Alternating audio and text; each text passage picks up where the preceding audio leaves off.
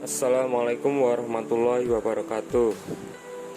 Perkenalkan, nama saya Jidaudi Rahman, NIM B100180282, kelas Manajemen SDM Internasional C.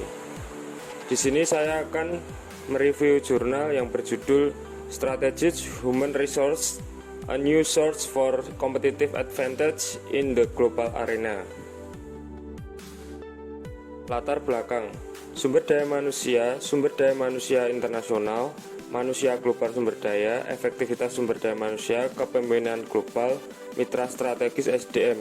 Karena peningkatan daya saing global telah menjadi keharusan bagi perusahaan Amerika Serikat, siapapun proses atau fungsi yang memungkinkan perusahaan untuk mendapatkan keunggulan kompetitif di arena global dianggap berharga bagi mereka yang memimpin. Satu bidang yang kontribusinya yang baru mulai dinilai adalah fungsi sumber daya manusia global.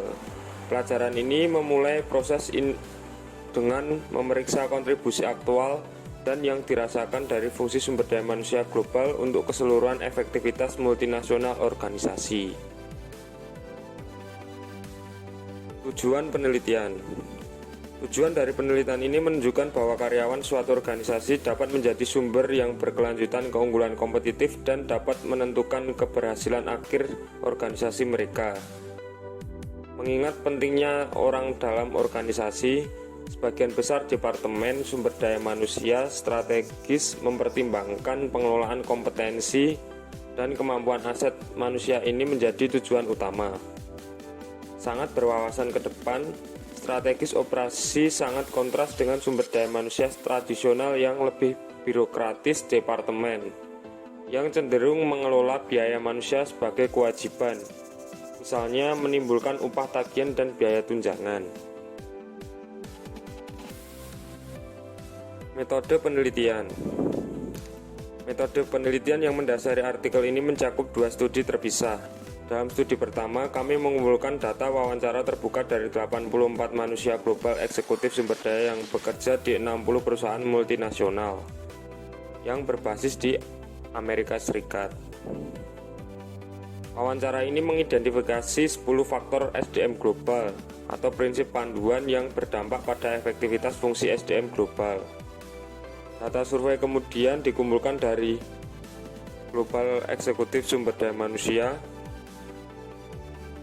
eksekutif dari area fungsional lain, dan CEO atau eksekutif unit bisnis di 60 organisasi multinasional yang sama untuk dibandingkan efektivitas yang dirasakan dari fungsi HR global di mata HR dan non-HR manager dalam organisasi ini. Terakhir, file peringkat efektivitas diuji terhadap data kinerja tingkat perusahaan untuk menilai apakah efektivitas HR global fungsi berhubungan positif dengan kinerja organisasi. Hasil penelitian. Statistik deskriptif dibuat untuk semua variabel independen dan dependen. Selanjutnya, analisis korelasional dilakukan untuk menilai hubungan antara variabel independen dan dependen dari perspektif HR global eksekutif. Manajer di area fungsional lain dan CEO atau unit bisnis manajer memberikan perbandingan peringkat rata-rata untuk berbagai dimensi berdasarkan tentang tanggapan para eksekutif HR global. Para manajer di area fungsional lainnya dan CEO atau manajer umum, pola yang muncul patut diperhatikan. HR para eksekutif menilai diri mereka paling tinggi pada fleksibilitas atau rata-rata sama dengan 3,77, dan dunia komunikasi rata-rata sama dengan 3,74, dan jauh lebih rendah pada HRIS internasional rata-rata sama dengan 2,55. Pemeringkatan para pemimpin bidang fungsional lainnya menunjukkan pola yang serupa. Rata-rata fleksibilitasnya sama dengan 3,26. Rata-rata komunikasi di seluruh dunia sama dengan 3,68. Meskipun organisasi, pilihan tanggapan didasarkan pada skala 5 poin, mulai dari sangat setuju untuk sangat tidak setuju. Keandalan alfa untuk skala ini adalah 0,77.